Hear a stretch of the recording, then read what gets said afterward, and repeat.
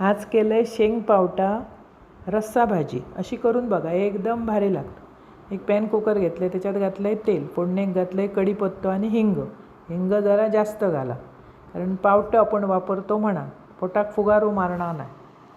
नंतर घातलं आहे बारीक चिरून कांदो व्यवस्थित परतून झाल्यावर टोमॅटो घातलं, टोमॅटो मस्त परतून घ्यायचं। ही भाजी ना चपाती भाकरीवर एकदम सुंदर लागते। एकदा करून खाल्लात की परत परत करून खातालात, इतकी ती चविष्ट लागतं, लहानापासून मोठ्यापर्यंत आवडतं। नंतर घातलं आहे हळद, घरगुती भाजको मसालो, कांदा लसूण मसालो जो विकत आणतो आम्ही तो सगळा व्यवस्थित परतून त्याच्या अगोदर वांगी बटाटी चिरून पाण्यात टाकलेली असत ती घालायची।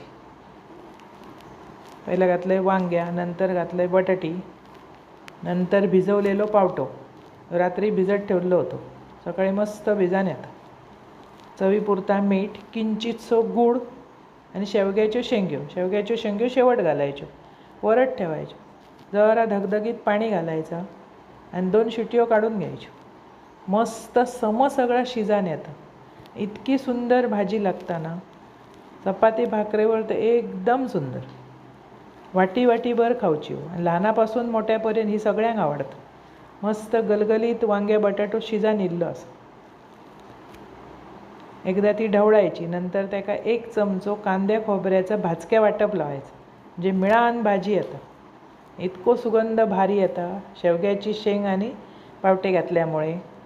मस्त अगदी सुंदर खतखतो काढायचो आणि भरपूरशी कोथिंबीर घालायची। अशी रस्सा भाजी करा, खावा, अप्रतिम चव, आवडतली तुमका। आवडल्यास पटकन माझा चॅनल सबस्क्राईब करा।